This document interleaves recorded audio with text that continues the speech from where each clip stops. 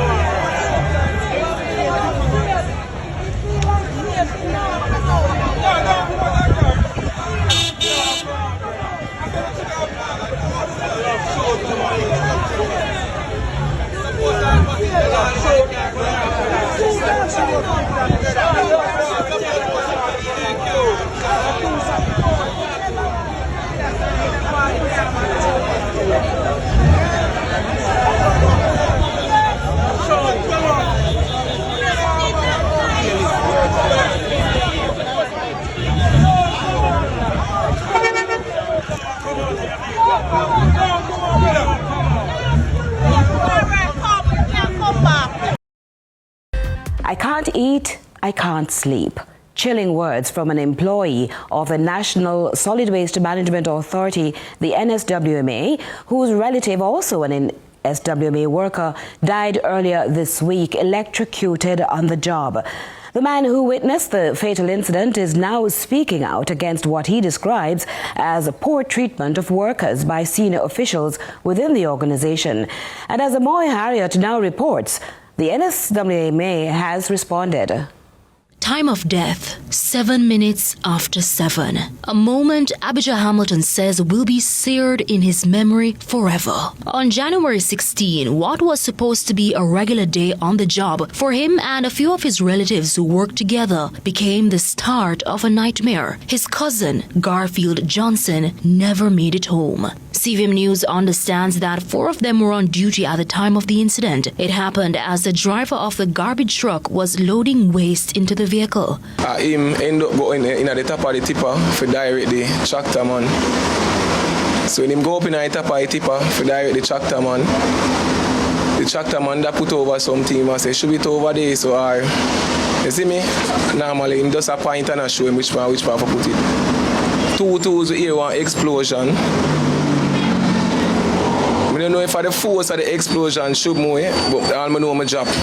Nothing could prepare Hamilton for what he saw when he got up.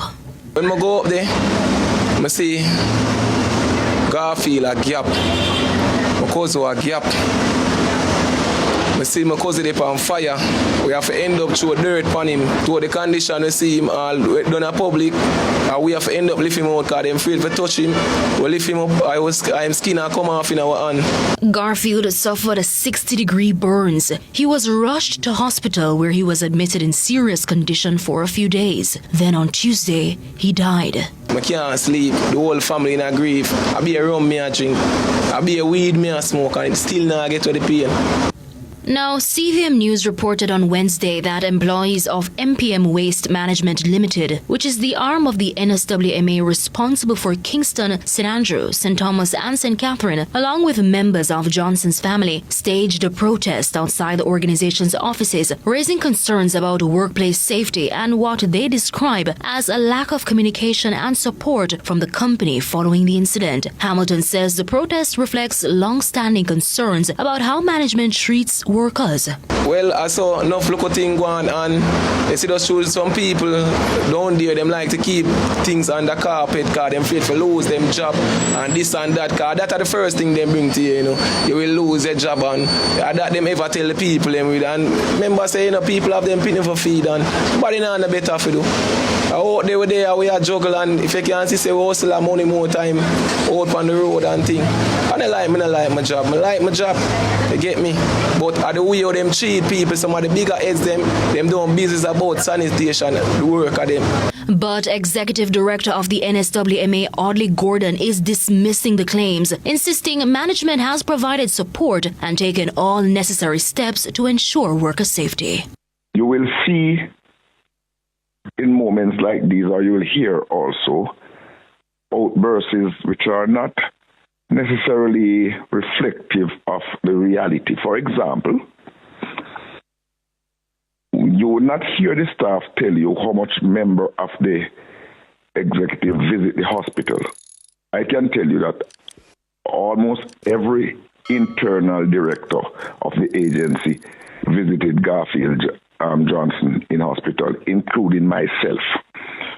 Also, a grief counseling was arranged and in fact took place at the MPM's office. Amoy Harriet for CVM News. Now to a CVM News exclusive.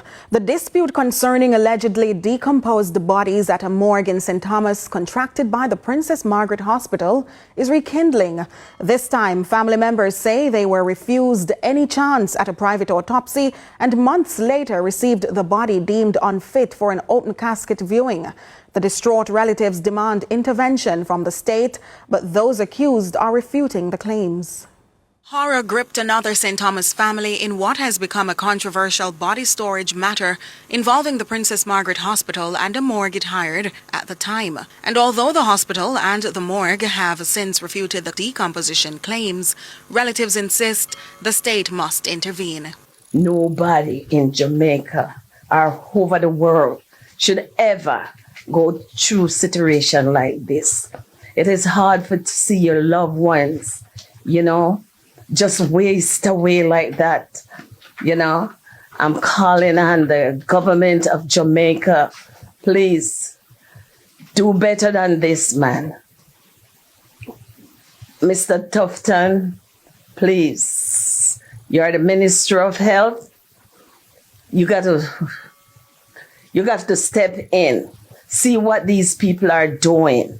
A plea after her 33-year-old granddaughter Tabika Richards died at the Princess Margaret's Hospital on October 26 last year. Months of trying to get the body for a private autopsy yielded only a letter informing of no clear dates and a list, sympathizing with the family and advising it's a coroner's case since she died the same day she was admitted. Then finally, on January 16, 2026, the autopsy and the big reveal. They do the autopsy on the 16th of January. When my son, my mom went for the autopsy, my daughter comes out with her head covered in a black bag, and whatever sheet wrapped her up, it was brown and liquid coming from her body. Okay, I do my best to get my child buried. I run to, because she buried on a family plot. I went to the parish council to get the go-ahead. Barrett, who flew in from the UK to arrange the funeral, recalls the horror and trauma the state of the body had on the family, leaving them only 5 days to plan a funeral. Right now, it's very, very hard for me. It's really, really hard for me as a mother. But you know what? I gotta be strong and I got to get some justice for my daughter because she does not deserve this.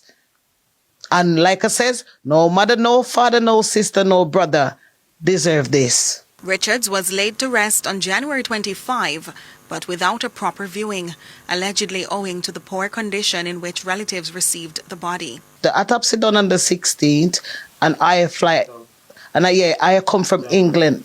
I come from England on the 20th of January, and she only had 5 days to get buried from there. So everything got to do rush because she decomposed, and her body could never show in the church. She in her coffin wrapped up in a white sheet. Her body could not show. They demand the intervention of the Health Ministry to bring justice to several families in the parish allegedly impacted in similar ways. Recently, when the matter of poor storage was raised by another family whose teen daughter had passed, the hospital pledged to conduct an investigation, but the funeral service insists none of the bodies stored were decomposed.